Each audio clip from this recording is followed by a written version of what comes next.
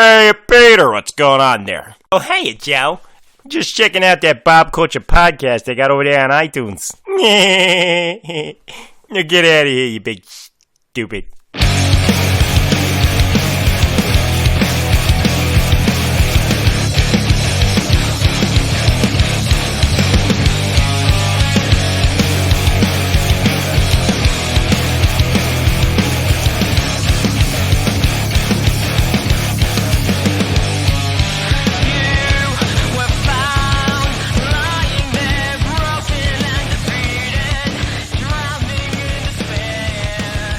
All right, ladies and gentlemen, welcome back. We're getting back to some special tunage here on the BCP. Hope everyone's staying positive. Hope everyone's staying safe out there. Right now, I'm excited to talk to a good buddy of mine for years now, a staple in the local band scene. Straight out along... Yo, that's right. Big part of the fabric that is the local band scene, man. I love this guy. The frontman for Revel 9, the man, the myth, the legend himself, Mr. DJ Pearlman. DJ, what's up, bro? How are you? Dude, I can't possibly live up to that intro, so I'm just going to say goodbye, all your listeners. Yeah, and thank you so much for supporting. Nah, man, how's everything? You staying safe over there, staying healthy? Yeah, it's it's a little scary. I mean, as you know, like, you're pretty close to the epicenter, but like, I was having conversations with people like a couple weeks ago. They were like, "Oh, is it really scary by you?" And like, Elmhurst was really like in Queens was really like the epicenter of this thing for a while. And what I was doing, I was just sending people a Google map of where I live compared to where Elmhurst is, and it's like a 23-minute, shot. It's like, wow. Hey man, I don't know how people feel about being near epicenters, but like, this was not a cool one to be near, like, at all. Like, it's probably better than a tsunami, but like, so it was scary mainly because, I guess it kind of still is, but like, it was definitely scary because like, information was changing like hourly. It's like, you can get this from cats, you can get it from candles. It's like, oh my god, like, I just touched a candle. So it was a lot, and like every day it was like, cool, there's only like 200 cases in Suffolk, and then you turn on the news the next day, it's like, there's 25,000 cases in Suffolk. I'm like, I live in Suffolk. It's nuts, dude. It's crazy, man. And in these crazy times, like, we got to find the silver linings. And I think for us creatives right now, like, obviously, you're putting out a new album. Are you kind of finding time to work on your music, work on your creative endeavors right now? Absolutely not, and that's what sucks so bad. Like, I'm having this conversation. Like, a really good friend of mine is in the same situation as I am, where we are actually both working more right now. Like, I work in tech. Like, my day job is tech. Like, I mean, I do music and I make money at it and stuff. And my day job that feeds my family and stuff is tech. And so when everybody started shutting down and remote working, cutting staff, they immediately, all these small companies are turning to tech. They're like, all right, well, how do I get remote users to do this? How do I make these things possible? How do I do more with less people? So, I'm bumped up to like 60, 75 hours a week. It's bananas.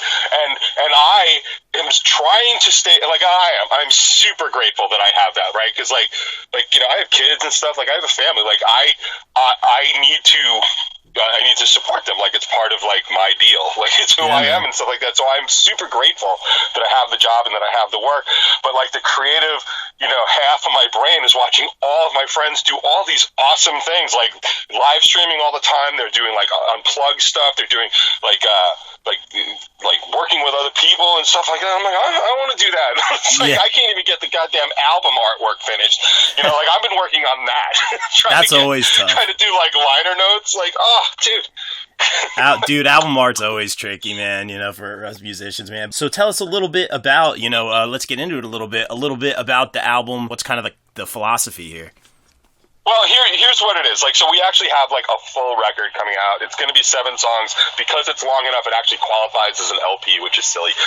But like, because I'm a firm believer in singles and EPs, and I think that this whole record is going to be the last Revel 9 record. I don't see any real reason to do it unless somebody, like, because we're going to do singles and stuff like that, but I don't see any reason to do a record unless somebody's like, hey man, we're going to invest this amount of resources into you, so let's put a record together. I'm not opposed to it, but like, it's a lot of work. Well, it's a lot of work. I don't see where the market really is anymore. Like, even with this, like, we're planning to release this full record at the end of June, right? Which is now in question whether or not we're even going to do that. But we've been dribbling out singles. So like, we released Keep You Near at the end of March. We just released Blue as an EP here, and we're going to release another song, Steven Seagal, probably in late May, early June. So like we were dribbling out these songs from the record because it makes the most sense. And like I don't want it to be all about marketing. Like I would love to just give our fans the record, but the reality is like I release a song like Keep You Near, comes out. I did a special fan release, right, for Keep You Near because I wanted it to come out. Our very last show was March 15th. And it was a cancer benefit, not to benefit cancer, the other way, like not the. I understand. Right. So I wanted this thing to come out before that because Keep You Near is a song that we wrote in secret and never played live. Even my best friends never heard the song. So it was just like inside the band and the producer and our production team and stuff like that. So they had never heard the song, and I knew we had this one last show coming up, and the COVID stuff was kind of ramping up, but it wasn't. I wasn't ready for everything to shut down, but I knew we didn't have any other shows even on the calendar till May, like Jersey Shore Fest and Philly, like that's mid-May. So like we were planning on that, and I was like, that's going to be too long. I don't want to wait. So I did a special fan release just on SoundCloud of Keep You Near, just so our fans could hear it, so that we could play it live just one time, and that's it. We've only played it live one time because that was our only show. But even then, like I released it or globally or whatever, through Spotify and Apple and all that other stuff at the end of March, and even though it's been 5 years since Revel 9 has put something out, and it did really well, like we're at like 1,400 plays on Spotify, which nice. I know it doesn't. Well, yeah, I mean, it sounds good to like people like us, like exactly. Right, Taylor Swift's got 1 billion. Yeah, I know how many she has. Like that's fine. Like, but for us, like that's really good. Like considering like we're not even out playing live, we're not even out touring, and you're my first interview on the record. Like so, I haven't really been super promoting because I don't know what to do. Like I don't even know how to. I got you, how to kind of promote in this day and age. But even that, like we released that, it does really well, and I'm watching Spotify, like people are playing the shit out of it, and it's awesome. And then like 2 weeks later, it's like, man, we're down to like 10 plays a day. I'm like, what happened, man? The people just don't have that level of attention. So I'm going to put out a full record so that people can pay attention for 2 weeks. I'd rather just dribble out the singles. So that's why I think it'll be the last record. Plus, like you were saying, like the amount of work. I mean, you've done it. Like, man. I do 90% of the mixing and not mixing, the engineering and the track work, which nobody seems to understand until they've done it. It's like you get sick of the songs, no, they're not even songs at that point. Like it's like that scene in The Matrix where Neo just sees all the numbers. It's like you're like you don't even know what song it is. You start calling it different things. Like I'll walk upstairs and I'll just say like I'll be like I hate this song, I hate this record, I hate this band. It's like my daughter nailed it one time. She's like I was working on drums, so I was flexing the drums to get them on the click. And I had gone up, and she's like, do you have to play that drum part over and over and over again? And I was like, yeah. Yep. Yes, I do. Darn drummers. Do you guys, and again, everyone's different, you know, I'm all about that, like, live feel, but at the same time, I want it to be on the click, but I don't want it to sound mechanical. There's so many different ways to approach it, man. Like, so what I used to do in several of the bands I had been in the past was just throw the click on, knowing the song so well, and I would just play the drum track. You know, typically drums record first, as you know. Do you guys kind of have, like, the drummer record to a click, or do you have a guitar input? Do you guys go for more of a live feel away from the click? I know you said you were trying to match up to the click. What's kind of your guys' recording process, or is it different for every song? Well, it's different per record, because I will say that so traditionally, like before Revel 9, like it was always just live and like our best shot because technology wasn't there. Right. The first Revel 9 record was in 2011. Like we really worked that one hard, and I made my drummer at the time play on an electronic kit so I could quantize it, because that record was very mechanical, and it was a huge jump for me personally as a songwriter, going from the G. Davy stuff, which was definitely more live pop, to sort of this more Chevelle, Deftonesy kind of like... Dude, I hate comparing bands, but like when I listen to you guys, I'm just like Chevelle and Bush, and like I hate doing that to bands, but I hear it, man, and that's a compliment in my eyes. Well, sometimes you have to, right? Like you have to, like your brain is gonna figure out like what does that sound like, and Chevelle is a huge influence on me. I knew it. Just because they are. I mean, like I I have these flashes of being like, I was like on a treadmill in a gym, and I'm like listening to Venus Sarah. I'm like, dude, I want to be this. Like, this is what I want to do. And I remember talking to everybody about that, and they were like, yeah, you know, because I like the Red and the Clincher. Like, I love the Clincher. Like, I love those earlier records, but I'm listening to Venus Sarah from start to finish. I'm like, yeah, man, I think I want to do this. And then, like, so I wrote the Razorblade Diaries, like, with that, like, listening to it, like, 4 times a week, you know, in my head, just, like, so I had that mechanical kind of chugging engine kind of thing. And then it's like, so I was like, the only way to really do this, with, you know, was to force my drummer to play an electronic kit, which he didn't have a problem per se. Yeah. and this is the first record. Like, he did it, and he didn't like it. Yeah. He was like, this sounds fake, and like, I get all this that. other stuff. And I get but the that. turning point for him is I had him come over my house like on a Friday night, and I was like, dude, just come over. Like, I'm going to show you what this looks like. And I showed him like all the MIDI notes and stuff. But I'm like, we can move this stuff around. And I don't recommend doing it this way, but there was such a moment where he was like, hey, can we make that fill longer? Yeah. Can you move that snare? Like, he was getting into it, and I was like, hey, man, he gets it. Yeah. So we did that record, and I listen to it now, and it's got all of those problems that you're talking about, like where it's like, it's not stale, because we did keep a lot of the live aspect on it, but I, as a guitar player, I am a really rigid player. Like, I like riffs. Like, I like just that chug, and you can't do that if it's moving all over the place. Like, you can't get, like, I like when people are like sitting in the studio, like listening to like tracks and stuff we're doing, you see their heads start to move. That doesn't happen if you're not creating this engine. And so, you know, I evolved through, because the last record, the Reality Crush, I did myself, so I had no choice but to play it on an electronic kit, because I'm not that good of a drummer. So I played it, and then just fixed it. So, like, I played, with the exception of one guitar solo and the keyboards on The Good Fight, like, I played every single note of that record. I wrote and recorded every single part of it. And that was, I don't recommend that. I don't know how Trent Reznor does that shit, but, like, I don't recommend that ever. Yeah. So for this record, my drummer now, he was like, I'm not playing electronic kit, like, just flat out. And I was like, okay, well, this is what we're going to do. We have to get into a studio, like a real studio, to really record your drums then. And so we did that. But, like, it was live enough. It was live enough that I couldn't generate that engine anymore. And it kept throwing. It was also off enough that my bass player and I couldn't track properly.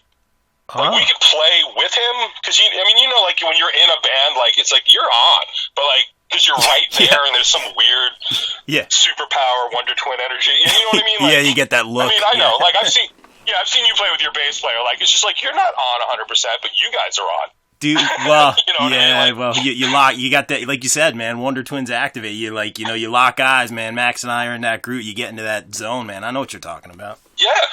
Yeah, that's what I'm saying. So you can do that if you're all doing it. Right. So if we went to record a live record, like, that'd be awesome, but we didn't. Like, we recorded a studio record, so he went first. And to answer your question from before, I set up the clicks. I also tracked a rhythm guitar, so he would have actually what he was going to be playing to in the studio 2 weeks earlier, so that he just got used to, like, how I played it. Like, I mean, he knows, but, like, you know what I'm saying? Like, he was playing to what he was going to play to in the studio, so it was a lot closer. But again, like, you know, in a song like Keep You Near, where it's like, da-na-na-na-na, like, it has to be on. If that swing is just broken, like, people will hear that, even if they don't know that they heard it. So I just spent forever correcting some of this stuff, and, like, I wouldn't mess with fills. Like, fills are fills, you know what I mean? Like, their transitions or turnarounds, that's fine, but I need to be right on, otherwise I lose everything. You lose that sort of mesmerizing kind of, you know, just bop your head, like, oh, I'm gonna hurt somebody in this pit, like, you know what I mean? Like, that kind of no, thing. I get it. That's what I was after. You guys totally capture that. Like, the track is really good, and I'm not just saying that because you're on my podcast. Like, it's solid. I can tell, like, just like your experience, you know, I would say you being a veteran in the music scene. Like, I could tell you know what you're doing. The track sounds great. And also, I really appreciated the guitar tones as well, man. It kind of gave me, like, that old school, again, like, not to compare you to other bands, but, like, kind of that old school Bush, even the vocals, just like, I don't know, like, it brought me back a little bit. Was that kind of something you were going for? Well, yes and no. I mean, so if you ask me, like, on the street, like, what I do in the band, like, I'm the guitar player. Like, I've been the guitar player forever. Like, I started singing at the very end of the G. Davy days because my singer at the time moved. And we had shows, and it was like either cancel everything or sack up and sing. And I wasn't very good at it. Like, I sang backups for years, like, and I could do that, but I just didn't have, like, a lead singer voice, and I could argue today that I don't necessarily have a lead singer voice, but I feel like I've carved a niche out for what I can do. Totally. But because I'm primarily a guitar player, like, I have my sound, and I don't necessarily have a problem evolving that sound, but I do have a problem with the fact that I really like my guitars. Like, and I'm a Marshall dude. Like, I've played Marshalls forever. And even when we went into the studio, like into Isabella, like, play with my JCM 900 through my Marshall 1968 cabinet. I mean, you can't get more Marshall than that. The only change, the only real significant change I've made in Revel 9 is that I used to play Line 6 Variacs in the G. Davy days, but that was because we were touring so much. Like, we were doing like 100 to 150 shows a year. And there was just the way that the Variacs were, as evidenced by everybody using their Helixes now. Like, it was ahead of the curve in the sense that it was just so much easier to control tone in so many different venues. So it was easier for me to do that. But I used to record in the studio with a Les Paul, which I couldn't bring on tour anymore because after a couple years of touring with a Les Paul, like, you're like, this thing is 17,000 pounds and I don't want to tour with it anymore. So I stopped doing that, but I was still recording with it. By the time I got to the Reality Crush, I had switched over to PRS. I have a PRS Custom 24. Like, I am not a gearhead at all, so I'm just saying that for any gearheads that might be listening. It's a PRS Custom 24. I love this guitar. It's actually like I'm touching it right now. Like, I'm petting it at the top. I love that guitar. I love its tone. Like I've, you know, just I could not see me as a performer going forward without this guitar. Like, it to me, that through my Marshall amp is the sound of Revel 9, but it's also my favorite sound. So even if I did anything else with anybody else, it would still be my sound. So I'm going for that sound in a sense because it feels like home. And as far as the vocals go, I kind of always had this thing where it's like I hear in my head like what I want to do and who I want it to sound like, or what singer I would pull these parts from. And this is going to sound kind of funny, but like I never make that mark. I never succeed in what I'm going for ever. From, you know, if I'm trying to sound like, you know, 3 Days Grace, if I'm trying to sound like Chino, if I'm trying to sound like Chevelle, like I just never can quite get there. And so what happens is that I end up falling short every single time, but this short, that area is my niche. Is where I can sing well in that little box, and so I just do. And it's full of like angst and like you almost hear like the tired in it when I sing. Like there's just something about the way that I sing, and that has become the way I sound. So I shoot for all these things. Like, I actually was working on a riff just last night, and all I could hear is Chino singing it. Like, and not even that Chino singing, that Chino screaming affected thing. Like, dude, I don't stand a chance of doing that. And I'm just sitting there on the couch wrestling with, like, how the hell am I going to do that? And I know what it's going to be. I'm going to shoot for it in my head. I'm going to come up with something that's like 50 yards short of the goalpost, and that's going to end up being the song. But that's you, man, and it sounds like it's legit, man, and that's coming from a drummer. Like, I'm sitting here picking up, like, the guitar tones and the vocal melodies and stuff like that. So that says something right there. I think now's a good time to kind of take a listen to the track. I really enjoy it. Keep You Near. Anything you want to kind of share with people about, like, again, being a drummer here, not good at picking up the themes and stuff like that, a little bit more mechanical. Is there a message here? Is this kind of for something for people to interpret on their own? Go ahead. Yeah, I mean, I always let people interpret what they want. Like when I write stories about like seeds of emotion or experience that have happened to me or people around me and stuff. And that's really the only way I can write. And I can't seem to write anything happy ever anymore because it just doesn't move me enough. Yeah. But the thing with Keep You Near that was like so kind of difficult. Like, I mean, as musicians in a very sort of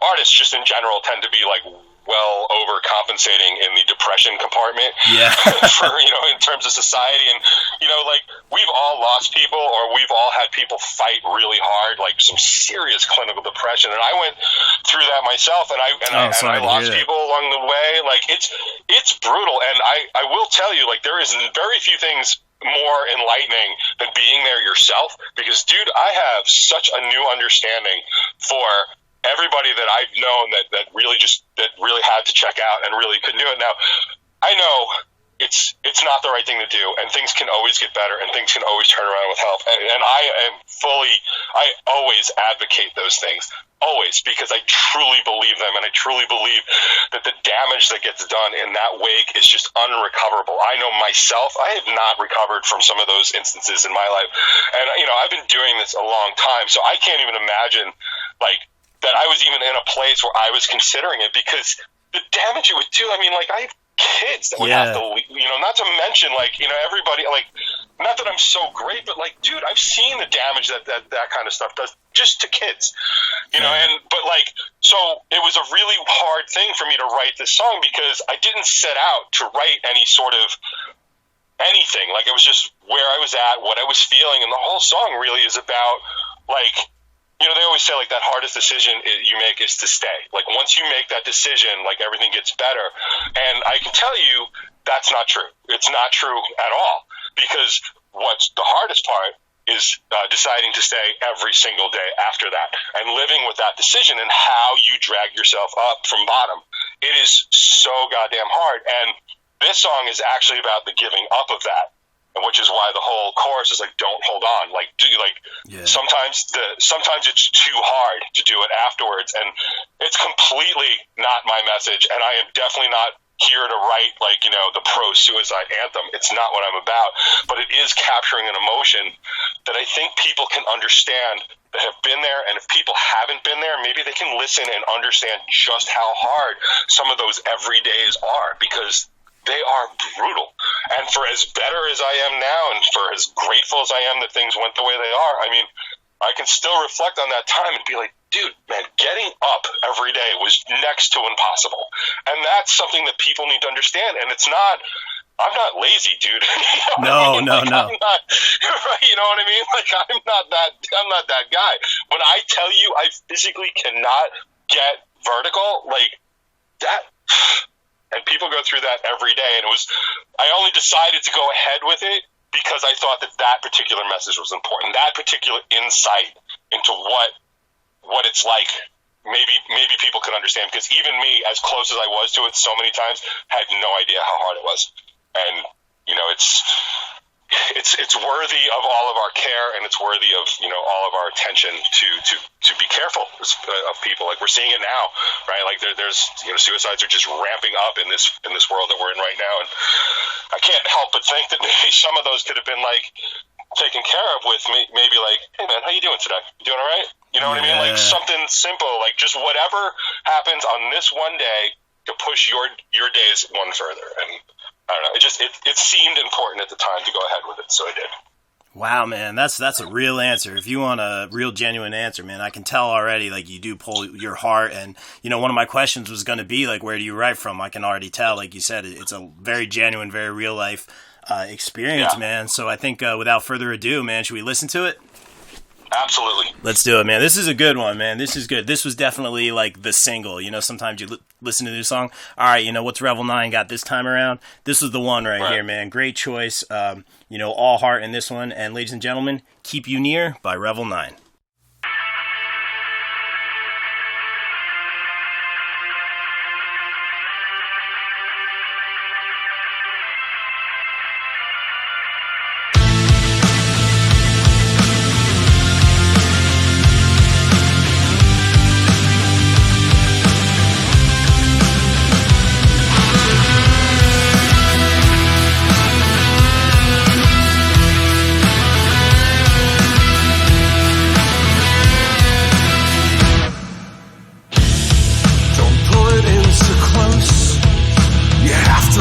go. The chains were meant to hold are far too much for these hands. The story's all been told. There's nothing left to understand but the very breath that steals us all.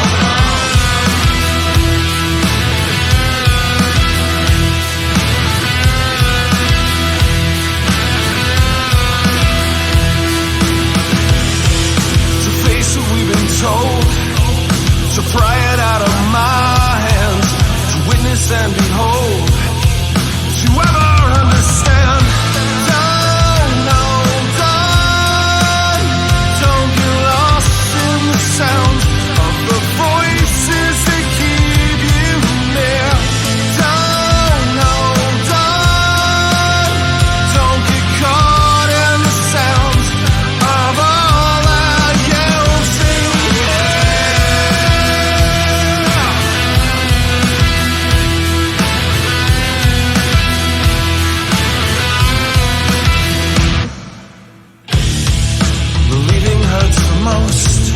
But it's the only way to go, to brace against the cold, to fall into these new hands, to never getting old, to never understand. Don't know, don't get lost in the sound of the voices that keep you near. Don't know, don't get caught in the sound of all that you'll see. Don't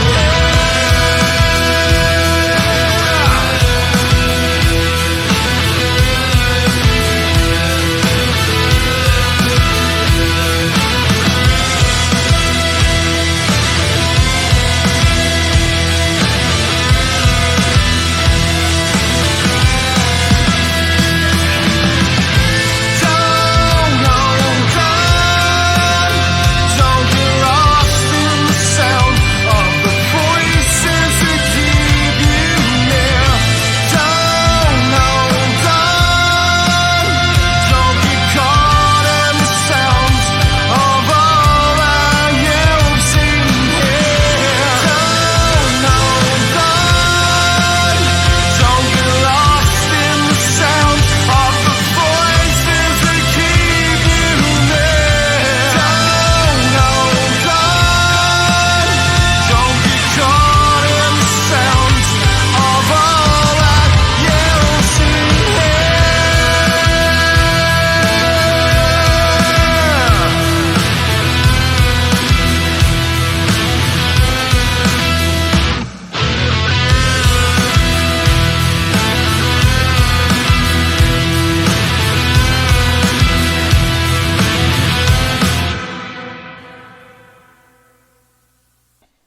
All right, ladies and gentlemen, that was Keep You Near. Again, solid track, man. Love those guitar tones, great lyrics. All heart, as you explained what the song was about a little earlier. Now, I wanted to ask you, DJ, do you kind of find, like, in your writing process or, probably more so in the performing of these songs, is it kind of a therapy, I try to keep it a little bit positive here. Yeah, no, it definitely is. I mean, like, there's a lot to be said for, when you write a song, you're expressing your emotions and expressing a feeling, expressing a moment, which is hard.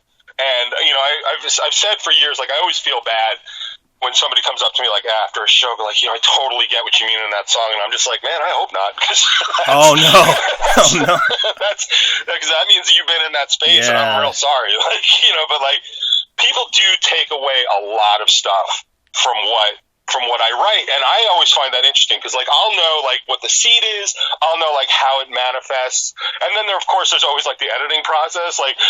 There are some times where it's we edit it out in kind of either pre-production, sometimes even post, but me and my producer will sit and we'll edit stuff out, and it's funny because it'll pull the core meaning out of a song by removing a line out of the chorus, but then it also gives it that sort of almost aloofness that Brandon from Incubus will do, where it's dude, are you gonna finish that sentence? I used to think oh, Brandon's a creative genius, and now I'm like, man, he's got a producer that just ripped out that third line, so now it doesn't make sense. Wow. You know, like, it's funny. Like, I have so many of those songs, you know, that like, because what happens is I've worked with the same producer for all 3 Revel 9 records, so he knows me really well. I've known him for years anyway, but like, he'll be so funny because he'll just sit down. He's like, nobody gives a shit what you have to say, and I'm like, somebody gives a shit. Like, yeah. He'll be like, no. Like, let's just do it this way. Like, you know, he'll pull stuff out, and I'll just be like, man. No. He's like, how many people aren't going to like this song because you said "and" instead of "or"? And I'm like, well, like, I guess nobody. Like, it's just, like, I'm pretty, like, independent, and like, I can believe in myself and stuff like that. But man, when you're sitting there with your producer and he's just like, no, this goes. Like, it's like, wait a minute. Well, I'll tell you what, man, like, you know, I don't know if you see it, but like right now, obviously living in this quarantine pandemic kind of life, you know, it's weird. Like, I feel like a lot of people are kind of like reconnecting. Like, I don't know if that's happening with you. I feel like a lot of people's hearts are a little bit more raw right now. You know, people from my past are checking in, you know, everyone's just kind of taking care of each other. It's kind of cool. I think that kind of helps people kind of attach to the music right now. Like, I always try to catch these live streams and the new music, and I take it a little bit more to heart these days. And I think I was looking at one of your posts yesterday. It looks like people are checking out your tunes all over the world, man. I think Sweden's loving some Revel 9 over there. Right. We got some serious Sweden action. I love stuff like that. I'm a stats nerd anyway, but like, I just, like, because all I really want to do is, like, I want to find, you know, those 15 people or whoever it is and be like, you know, Donka or whatever they say over there, like, just to connect, like, how the hell did you find it? Like, I want that story in the worst way. And it's like, there was one stream yesterday in Korea. Wow. And my brain is just like, I gotta meet this kid. You know, was it an accident? Was it a dare? Do you love Revel 9? Like, what's going on, man? Like, should we tour there? Like, I love it, and I've always found it fascinating. Like, and I remember when I was much younger, even when I was in like G-Davy and stuff, and we were still doing like radio campaigns. So every 2 weeks, you get like a sheet of all the college radio stations that have added you, that you're on your playlist. And I remember thinking it was so damn funny because our last G-Davy record was a record called She Sells Smiles, and it actually charted, like CMJ charted, and went to number 1 down by you at Richard Stockton College, which is a CMJ station. And it was number 1. We had a number 1 song on a CMJ station, but we were getting all these things, like all these reports, like we were huge, like in El Paso, in Anchorage, Alaska, and I'm like thinking, how the hell are we going to go up to Anchorage next week and go play a bunch of shows? And my band was like, we're not. I was like, oh, right, that's how. So I love that stuff. I love, you know, and certainly as technology and the, you know, internet allows for the world to get smaller, of course somebody in Sweden might like Revel 9, but it's like, my head is still like, hey man, let's hang out. Like, what's up? And I gotta know. It just drives. Like, is it one person that told 12 friends? Like, I don't know. They'll tell 2 people, and they'll tell 2 people. Yeah, man, it's crazy. You're doing something right over there, man, and that's good to hear. You know, every once in a while, you know, we got some friends over in Australia. I saw you got some love in Australia, by the way, as well. Shout to Josh over there in Australia. He does a lot of the wrestling podcasts that we do. But it's a good feeling, man, to know that, you know, maybe someone's like appreciating your entertainment, your message, whatever it may be, all over the world. It's a great feeling, and the fact that you were just kind of starting this release for this record, that's a great sign, man. You're doing everything right now. Speaking about no, dude, it's legit, man. I'd tell you if it wasn't. Thanks, thank you. Thank you.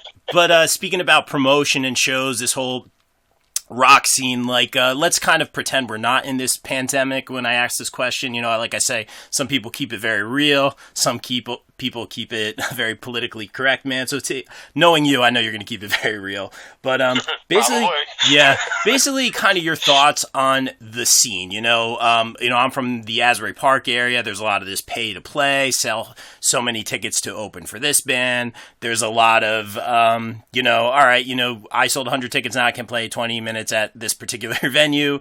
The work for someone like you, who also puts in a lot of work, not only on stage or gear, whatever it may be, but in the audio engineering, you pour your heart and soul into this. And sometimes what comes back isn't always what you're looking for. I'm not talking just monetarily, but like, like in terms of, I guess, performing in the scene and stuff like that. So what are kind of your honest opinions on the, for me, it would be like the Asbury Park area and surrounding areas. What's kind of your thoughts on the local music scene right now?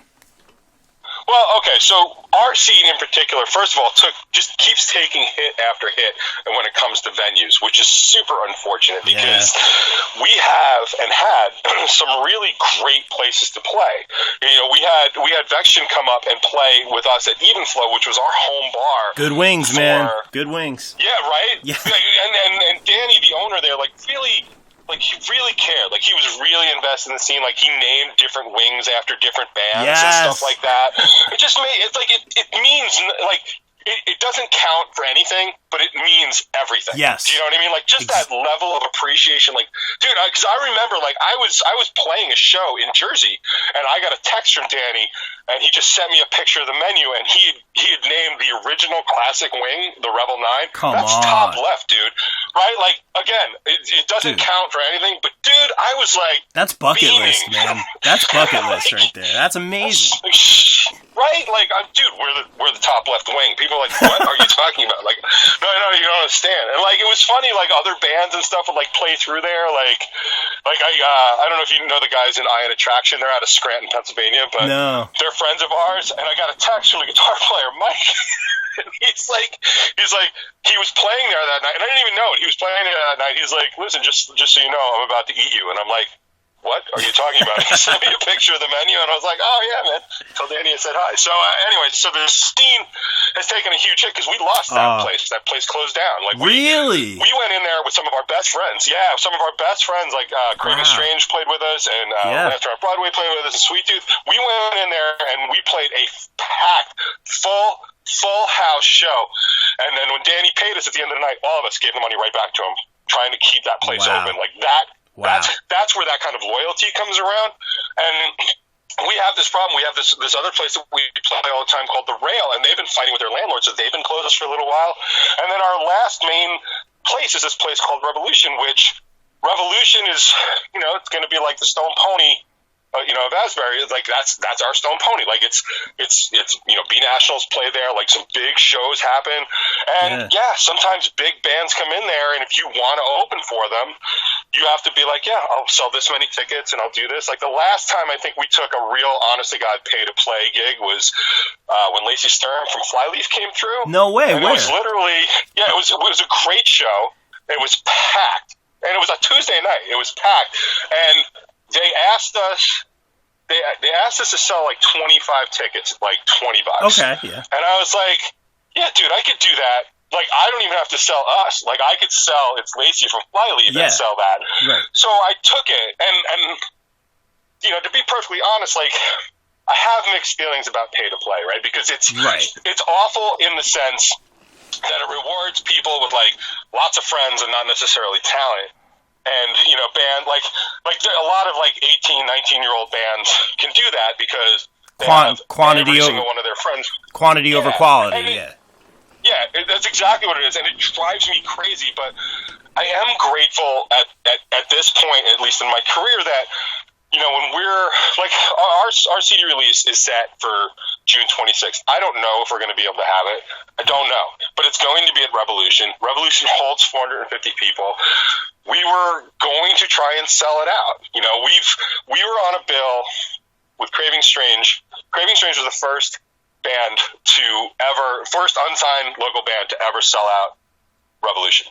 Oh, wow. And it was a big deal, and we were direct support for them because Jimmy, the singer of Craving, is one of my best friends. So, not to mention, we play together all the goddamn time. And we just do. And, like, our fans, like, we have such a core group of fans. Like, at this point, like, they get mad when we don't play together because it's a better value for them. But, like, so we were set that we were going to really try and sell this thing out.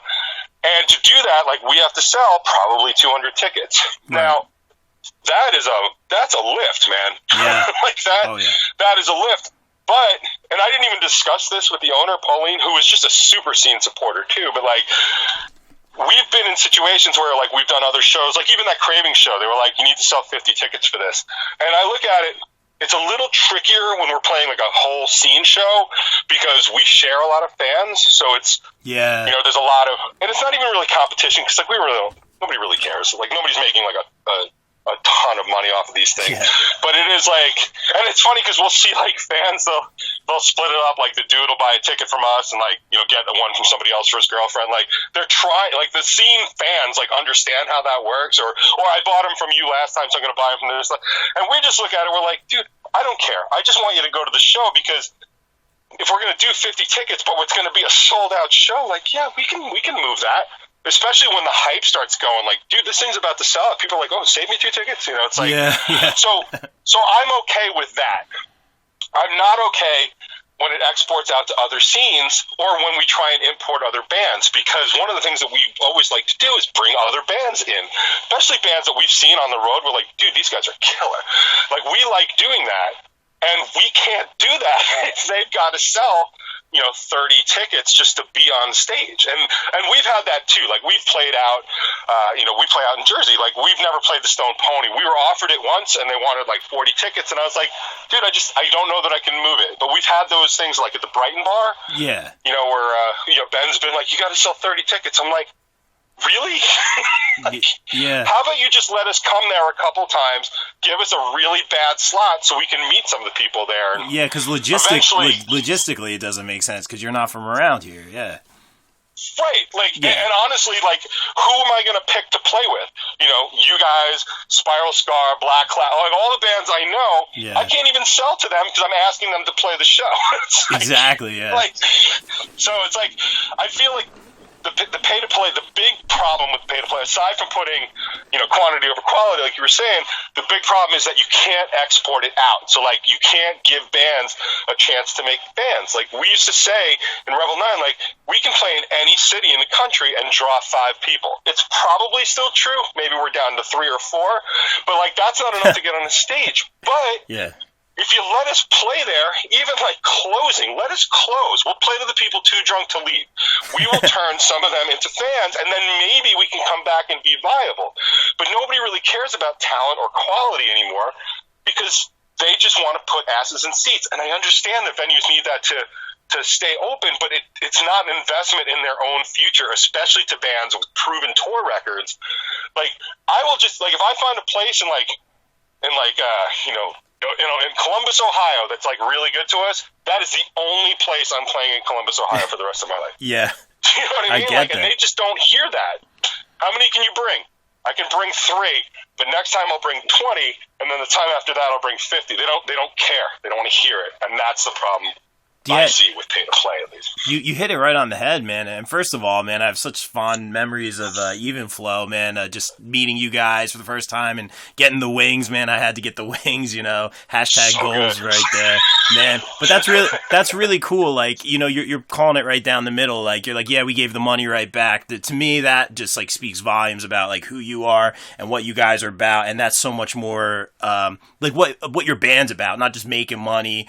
You do it for the right reasons, man. And that's what it's all about. And then getting the wing named after you is just the icing on the cake. That's really, really cool. Yeah. But in terms of like the pay to play, we always try to look at it from both sides. Like, yeah, like, this guy, someone's organizing a show for you. Like, yeah, you want to bring in, money, do your part or whatever. But like you said, like some bands get taken advantage of, or it's like, you are kind of defined by your, which I get, your draw, but it's like there's no account for who you are. Like, you don't know my name, but you know how many people I can bring. You don't know any of my songs, but you know how many people I can bring. So, like, I look at it from both sides. There's just really no right answer. But I think times are changing, and the local music scene and some of these venues have suffered, I think, for all of these reasons.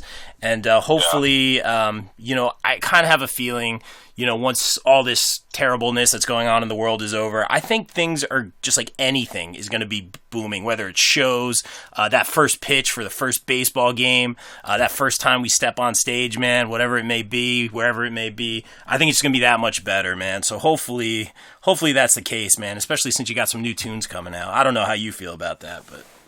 Well, I really hope so. I was actually just talking to my friend Mike. He sings for a band called Something Heavy, and he and Craving Strange, like those 2 bands are on they're already scheduled for our CD release show. And so I was talking to him just sort of like,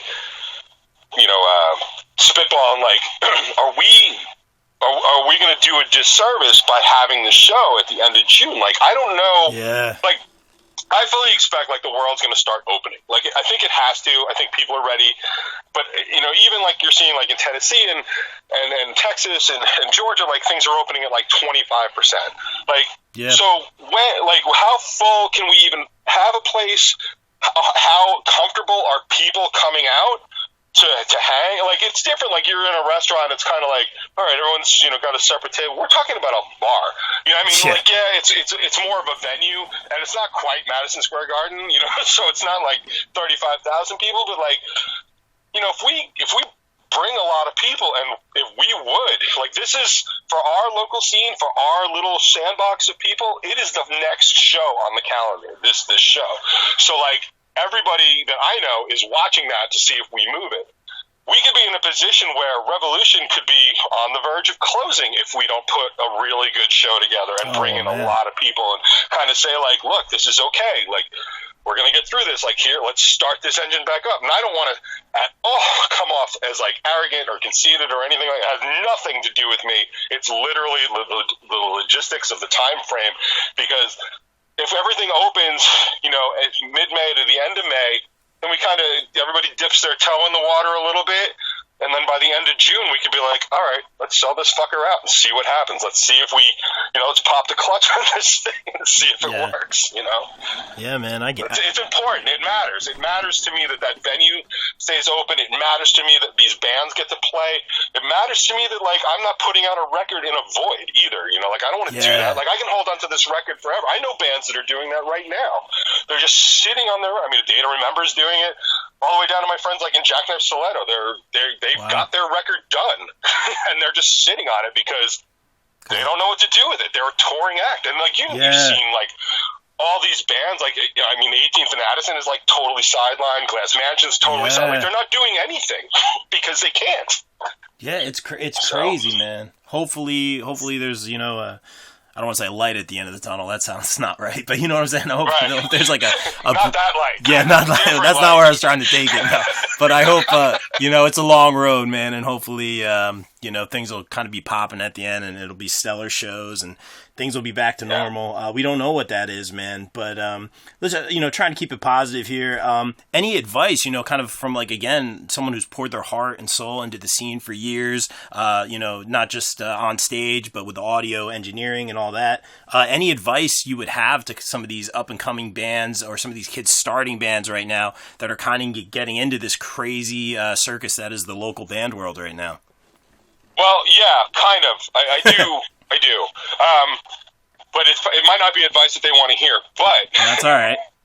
One of my biggest pet peeves with up and coming bands, and I've said it publicly for maybe 3 or 4 years, and have thought it for 10, is that because I used to do this too. Like, you write a song, you show up at band practice, guys, I got the song. I write the song. We play the song. Everyone's girlfriend loves the song. Cool, that song is awesome. We're gonna do that song. Like, there is a whole step that I didn't even really consider until I started working with, a production team and like real studios and stuff like that. That whole after you write the song step of editing and producing and doing stuff really well is so lacking. And ironically, the real like explosion in the DIY doing your own records at home has completely removed people from at least even going into studios where somebody with a trained ear has an idea like, hey man, those drums are wrong. By the way, that harmony isn't right. That kind of stuff. Yeah. So I would encourage, like, so much bands that are like putting out music right now, because everyone's in a rush to put stuff out because they're home, like they can do it, and we can do it. I have Logic, we can do it. I'll send it to you, and like we'll put it out, and we'll master it for $20, like all that other stuff. Dude, take an extra week and just run it by somebody else. Run it by somebody else in a production capacity. Sit there and listen.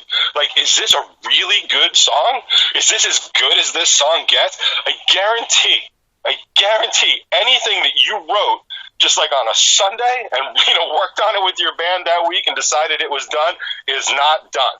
Is not done. You can always edit, improve things, make things better. Like, you don't even have have to stop when it's recorded. Like, just keep working on it. Keep making it better. Like, people have lost the will to craft. You know what I mean? Like, it's an art form. It's like people are rushing this shit out like it's a Chipotle burrito. Like, you don't need to do that. Like, people are not desperate for your record so much that you need to rush it out.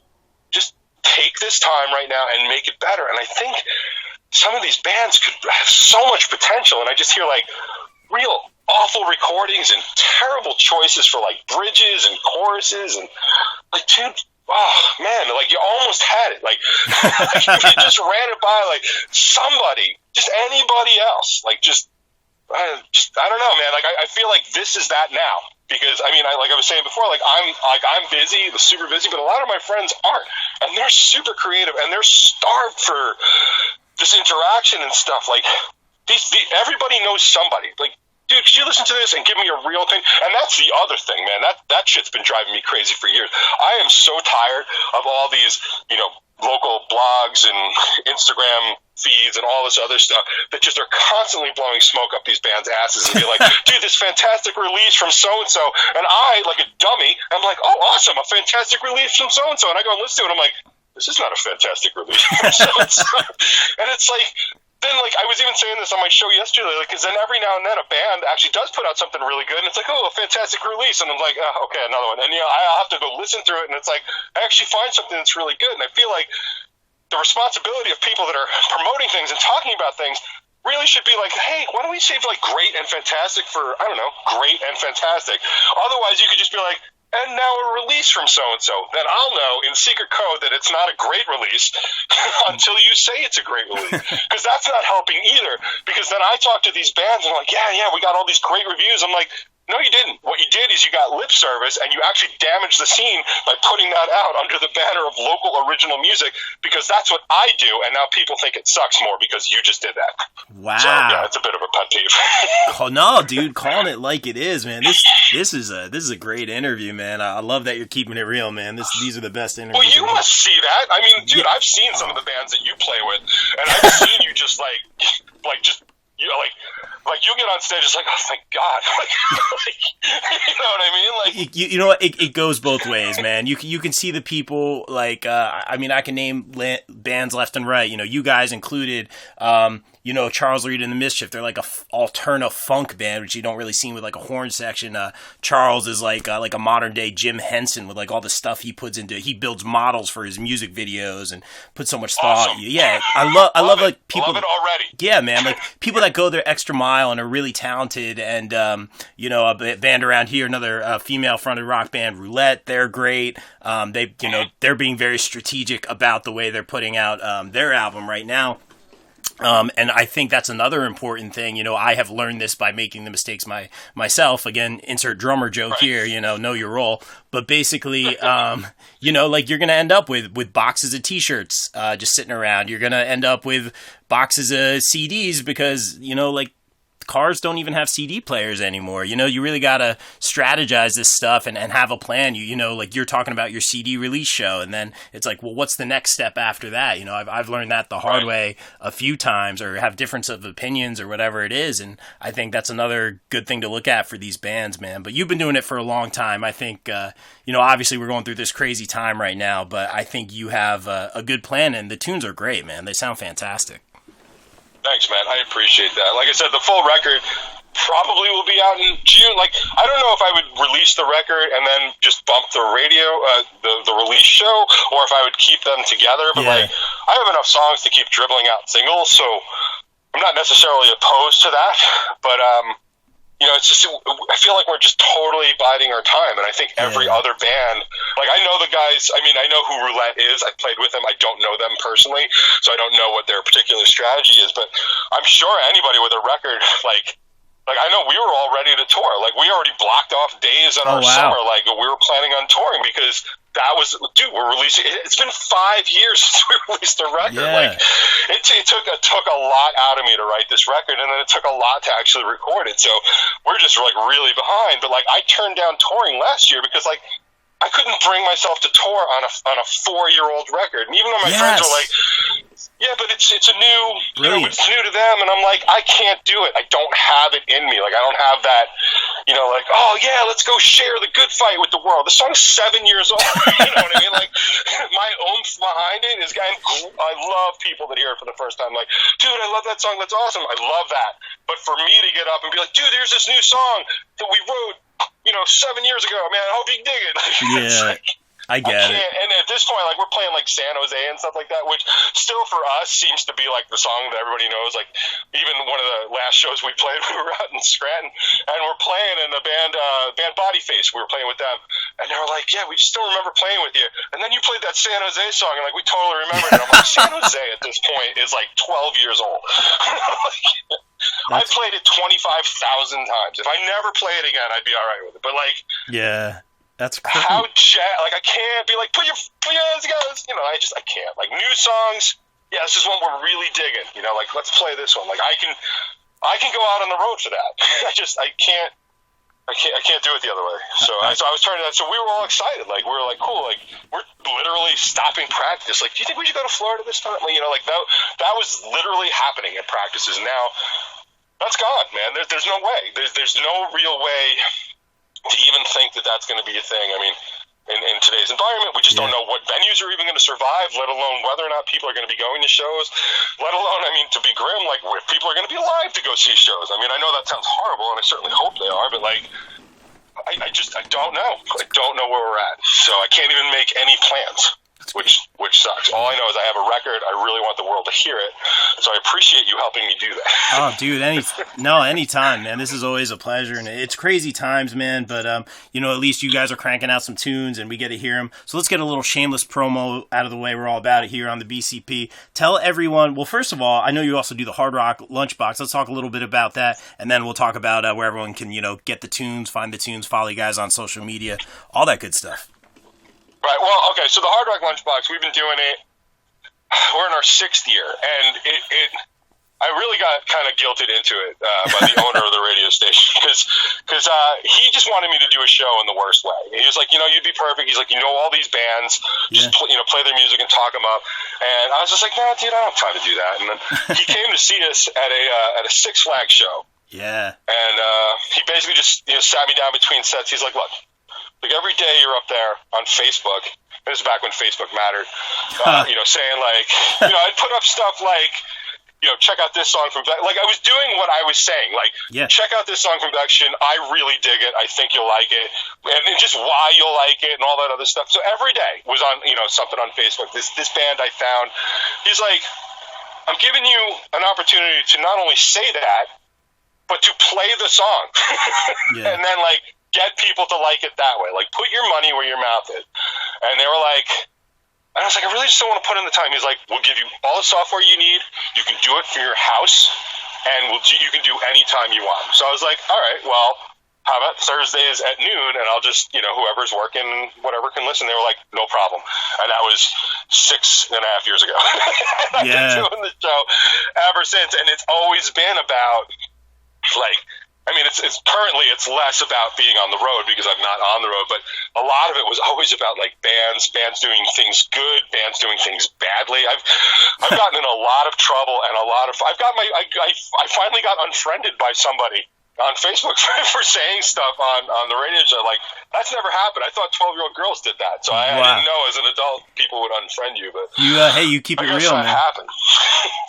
You keep it real. I respect that. Yeah, well, I don't like bad band behavior because I'm in a band, and it makes us all look bad. Absolutely. Like, I used to make the argument, like, because people would be like, oh yeah, come see this band or whatever, and it's basically like some dude, like some accountant or chiropractor's cousin's band. They play like a couple of covers, and like they're basically playing for Wings, and at the local watering hole. But people would be like, I'm in a band, and then I'd be like, no, I'm in a band, and I'm like, oh yeah, my cousin's in a band like that, and I'm like, no, he's not. Like, I'm in an actual band. Like, we go tour and play for people and put out real records, and I don't wear what I was wearing to work on stage, like that kind of stuff. Like, just so I would like argue about like the way the way bands are perceived, the good ones and the bad ones, and why bad bands with bad behavior were making the good ones look bad. And then, of course, I always get pulled into, because I cannot resist, the cover band versus original band argument, because I'm such a sucker for that. Somebody just work me up, and I'll just be like, this is what the difference is. Yeah. And I'll just go on for like an hour about that. And then, of course, play like my favorite cover songs, like When a Day to Remember covers Kelly Clarkson and stuff like that. Nice. I always segue it around, the music and stuff. And 90% of my show, upwards of 90% of my show is just local original bands that I think are really great that nobody's going to hear otherwise. Yeah. Yeah, dude. So I like doing the show. No, and we appreciate it. Thank you for all you've done for my past projects, and just bringing us up to Long Island. I'll never forget that show. It was just such a great memory. That was a good one. I'm a big. That was a good show. Oh, dude, I'm a big Wings guy, so that was just like the icing on the cake, man. So that was awesome. And real quick, more importantly, where can everyone find the tunes coming out right now? Obviously, I know you're talking about a CD release show. I don't know if you do want to promote that or not. I think we talked about it a little bit, but where can everyone find the tunes and the social media and all that good stuff? Well, now for the tunes that are out is Keep You Near and Blue. They're both out. They are everywhere digital music is sold. In fact, as we were releasing Blue, I kept getting notifications that it was available on all these services I had never even heard of. So chances are, I was looking, I'm like, what the hell is that? And then we were like on iHeartRadio. I was like, oh, okay, that's cool too. But I just look at it like we're on Spotify and Apple Music, and right now, that seems to be the best places to stream our music.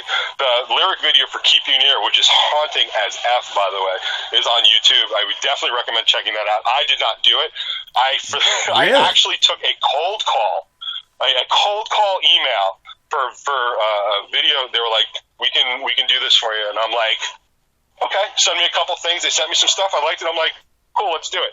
Wow. And they did it, and I have to say, they were behind schedule, which pisses me off. I mean, as behind schedule as I am, I always communicate that, and they were just not answering me. Right. So I finally sent them an email, and I was like, dude, why don't we just, walk away? We'll just scrap this whole project. And they were like, it's actually rendering right now. And I'm thinking, if you just said that, we wouldn't have that problem. But they released it, and I watched it, and I was so haunted by its accuracy that I was just blown away. And I don't, I'm not trying to promote our video for my sake, actually, as much as go check out the people that did this really great work for us, because it's awesome. But that's on YouTube, and that's the other place where you can find stuff. Just search Revel 9. One of the good things about being named Revel 9 is that there's not a lot of Revel 9s out there, so usually we'll find us. But yeah, Spotify, Apple Music, and YouTube, and then social media. I like Instagram. I'm on Facebook, so if you go to Facebook, you can find me there, and I will generally be the one that's answering. I like Instagram. What can I say? I'm a 5-year-old. I like pictures. It's just the way it is. I follow dogs doing things. I like that. Make my day better. I see some fluffy dog just carrying the remote over to his owner. That's what I'm talking about, that kind of stuff. Yeah, so, man. You can find us on all the major media. All right, man. Hey, DJ, thanks again for keeping it real on the show. I super appreciate that and respect that, man. Stay safe over there. Stay positive, man. You too. And best of luck. And thanks for having us. Dude. And thanks for always being so supportive. And all the other shit you do. I always find it so funny. When I'm friends with it's when WrestleMania was out, I was like, oh, WrestleMania. Because I don't follow wrestling at all, and I just hop on Facebook, and there's a picture of you with your belt and 45,000 people. I'm like, I love this guy. Yeah.